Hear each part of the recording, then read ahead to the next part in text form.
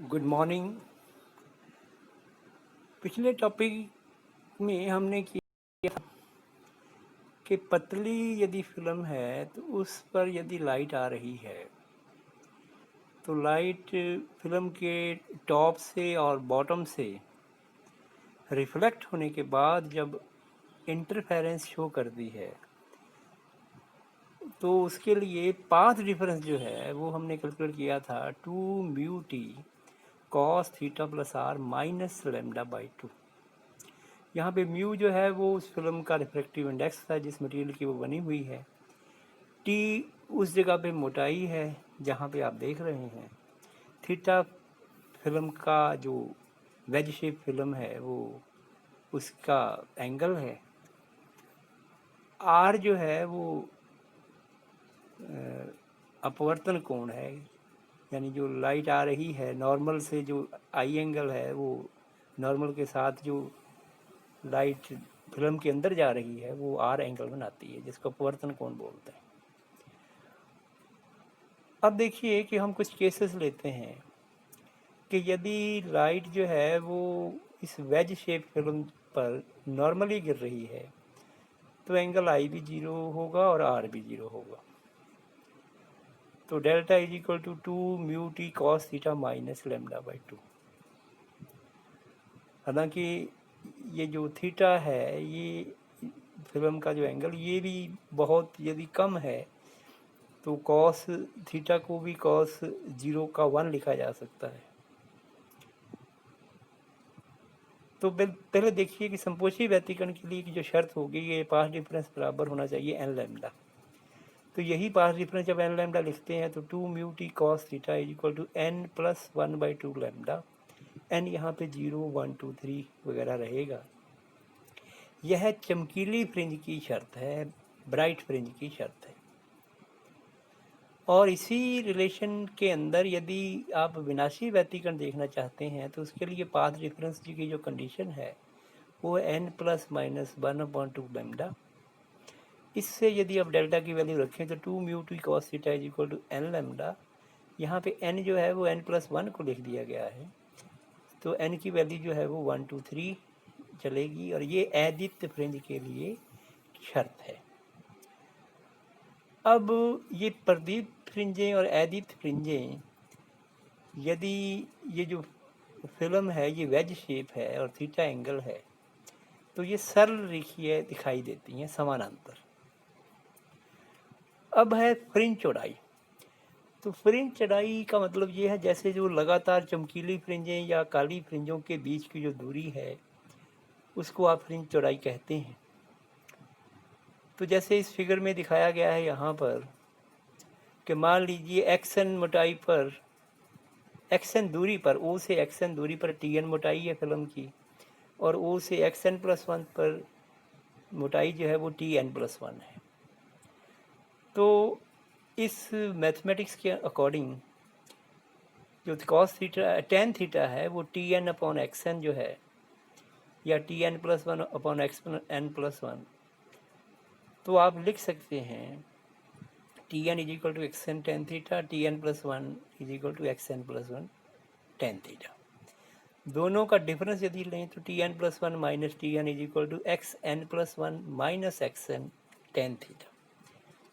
यहाँ पे हमने ये माना है कि मान लीजिए एक्स एन मोटाई पर कोई एनवी चमकीली फ्रिंज बनती है और एक्स एन प्लस 1 वाली दूरी पर यहाँ पे एन प्लस 1 वाली चमकीली फ्रिंज बनती है तो दोनों के बीच का जो गैप है वो बीटा है यानी फ्रिंज चौड़ाई है। तो यहाँ पर यदि आप यहाँ पर ये भी कहें तो भी वो भी गलत नहीं होगा कि मान लीजिए एक्स एन पर एन वी काली फ्रिंज बनती है और एक्स एन प्लस 1 पर एन प्लस 1 भी काली फ्रिंज बनती है। क्योंकि हम पाएंगे अभी थोड़ी देर में कि एक्चुअली जो मोटाई आती है चमकीली फ्रिंज और काली फ्रिंज आप निकाल के देख लीजिए दोनों की अलग अलग तो वो बराबर ही आएगी। तो जैसे इस पहले कैलकुलेशन करता हूँ मैं अदीप्त फ्रिंज के लिए तो आप देखिए एनवी अदीप्त फ्रिंज की जो शर्त है वो लिखी हुई है 2μt n cos theta is equal to n lambda. ये विनाशी व्यतिकरण की शर्त है जो हमने प्रूव की थी। n+1 में एडिथ फ्रिंज के लिए जो शर्त आएगी उसमें 2 mu T n+1 cos theta equal to n+1 lambda. दोनों का difference 2 mu T n+1 minus T N cos theta is equal to lambda. और T n+1 minus T N का जो वैल्यू है, जो आपने इक्वेशन यहाँ पहले ए लिखी थी, वहाँ से यदि पुट करें तो 2 mu beta tan theta cos theta is equal to lambda. यहाँ से बीटा की वैल्यू है वो lambda upon 2 mu sine theta या लेमडा अपॉन 2 म्यू थीटा के लगभग बराबर होगी, क्योंकि साइन थीटा जो है वो बहुत छोटे एंगल का है। यदि आप यही शर्त मान लीजिए चमकीली फ्रिंज के लिए करते तो भी आंसर यही आता, क्योंकि एनवी चमकीली फ्रिंज के लिए आप यहाँ पर क्या लिखते हैं, एनवी चमकीली फ्रिंज के लिए लिखा जाता है 2 mu T N cos theta is equal to n+1/2 lambda.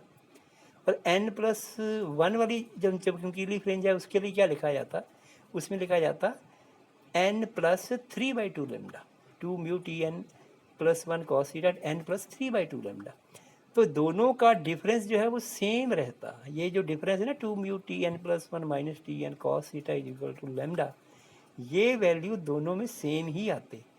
अतः इससे कोई फ़र्क नहीं पड़ना था कि हम दो लगातार चमकीली फ्रिंजों के बीच की दूरी दे रहे हैं या काली फ्रिंजों के बीच की दूरी दे रहे हैं, दोनों में फ्रिंज चौड़ाई का मान जो है वो समान ही आता है। ये जो फ्रिंजें हैं वो समान चौड़ाई की होती हैं और सूक्ष्मदर्शी द्वारा देखा जा सकता है।